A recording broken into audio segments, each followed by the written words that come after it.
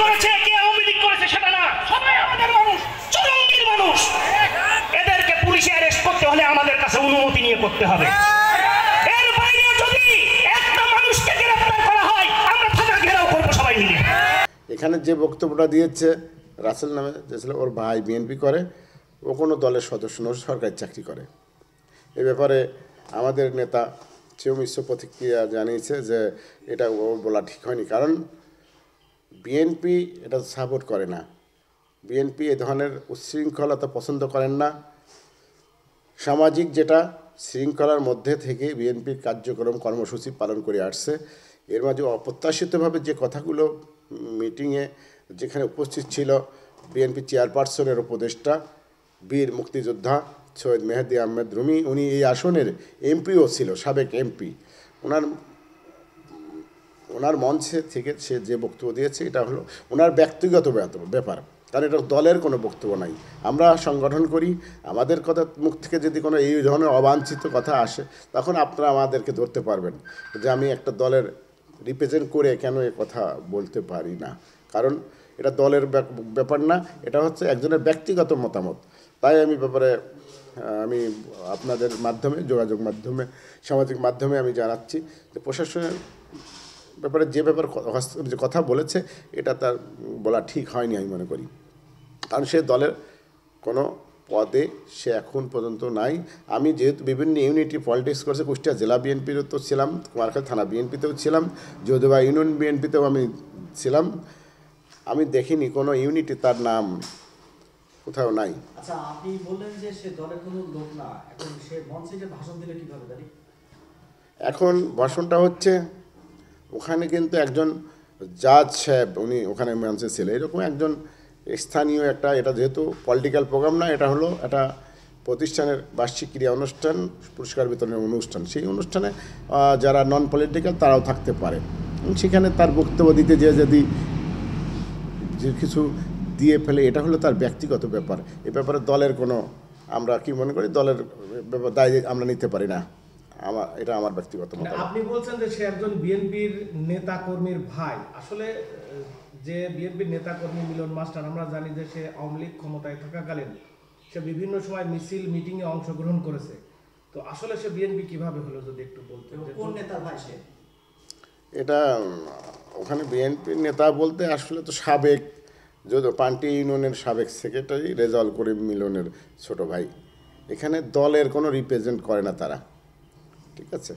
এখন যদি কেউ ব্যক্তিগতভাবে বলে থাকে একটা সামাজিক অনুষ্ঠান, ওটা কোনো পলিটিক্যাল অনুষ্ঠান না, ওটা সামাজিক অনুষ্ঠান, একটা স্কুলের বার্ষিক ক্রিয়া অনুষ্ঠান, বিচিত্র অনুষ্ঠান, পুরস্কার বিতরণ অনুষ্ঠান, এটা হলো একটি সামাজিক অনুষ্ঠান। সেই অনুষ্ঠানে পলিটিক্যাল পার্সন ছাড়াও অন্যান্য লোকও এলাকার স্বনামধন্য বা ব্যক্তিত্ব সম্পন্ন আছে, তারাও কিন্তু এই ধরনের অনুষ্ঠানে অ্যাটেন্ড করতে পারে।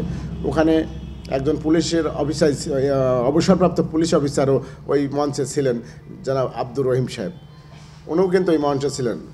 ওখানে ছিলেন জজ সাহেব, পাবনা নারী শিশু কোর্টের উনি জজ মিজানুর রহমান সাহেব, উনিও ওই মঞ্চে ছিলেন। এখন এরকম অনেকেই অ্যাটেন্ড করতে পারে সামাজিক অনুষ্ঠানে। তো এর মধ্য থেকে যদি কেউ ব্যক্তিগতভাবে কিছু কথা বলে থাকে, সেটা দল তার দায়িত্ব নিতে পারে না, এটা দায় ভাই দলের উপর বর্তায় না, এটা তার ব্যক্তিগত ব্যাপার। আচ্ছা, কুষ্টিয়া জেলা বিএনপির নাম দিয়ে যদি কোনো কেউ পেজ চালাই থাকে, সেটা অবশ্যই খারাপ কাজ করছে, এটা তার বিরুদ্ধে আইনগত ব্যবস্থা নিতে হবে, কারণ জেলা বিএনপির আইডি একজন ব্যক্তি পরিচালনা করতে পারে না। জেলা বিএনপির আইডি জেলা বিএনপির পারমিশন ছাড়া যদি কেউ করে থাকে, ফেক আইডি বানিয়ে যদি কেউ করে থাকে, সেটা অবশ্যই অপরাধমূলক কাজ, অন্যায় কাজ। এই ব্যাপারে আমরা সাপোর্ট করি না। এই ধরনের আইডি যদি কেউ চালায়, সেটা মনে করি এটা সম্পূর্ণভাবে অপরাধমূলক কাজ। সেখানে কিন্তু বিএনপির একজন সাবেক সংসদ সদস্য এবং বিএনপির চেয়ারপারসনের উপদেষ্টার ছবি ব্যবহার করে ওই পেজটা খোলা হয়েছে, এটা কি আপনাদের দৃষ্টিগোচরে এসেছে কিনা? এটা এতদিন জানতাম না, আজকে আপনাদের মাধ্যমে, সাংবাদিকদের মাধ্যমে জানলাম এটা, যে বিএনপি মেহেদী রুমি শুধু কোনো ব্যক্তি নয়, মেহেদী রুমি একটি বিএনপি পরিবারের গার্ডিয়ান, অভিভাবক। সে জেলা বিএনপির সাবেক সভাপতি, সে বর্তমানেও চেয়ারপারসনের উপদেষ্টা হিসাবে দায়িত্ব পালন করে আসছে, সে সাবেক এমপি, তার ছবি দিয়ে যদি কেউ কোনো ফেক আইডি খুলে এর দায়িত্ব সেই বহন করবে এবং এই অপরাধের দায়ভার তার ঘাড়েই পড়বে। এর জন্য দলের কোনো নেতা কর্মী দায়ভার নিতে পারে না আমি মনে করি। শুধুমাত্র এইটুকু মিলে ই করবেন, ব্রেক মারবেন যে রাজনৈতিক নেতা নয়, রাজনৈতিক মঞ্চেও না, ওটা রাজনৈতিক অনুষ্ঠানও না, কিন্তু রাজনৈতিক ভাষণ কিভাবে হয় এবং কিভাবে উনি রাজনৈতিক বক্তব্য দিলেন? ঠিকই, কারণ রাজনৈতিক ব্যক্তিরাই রাজনীতির কথা বলবে, কিন্তু কোনো ব্যক্তি যদি এর ফাঁক ফোকর ঢুকিয়ে সরকারি চাকরিজীবী যদি রাজনীতির, এটা তো রাজনীতির মঞ্চ না, এটা তো সামাজিক অনুষ্ঠানের মঞ্চ, সেই মঞ্চে যদি রাজনীতির কথা বলে থাকে এটা সে তার দায়িত্ব সেই নেবে, দল নেবে না। ধন্যবাদ আপনাদেরকে। ধন্যবাদ।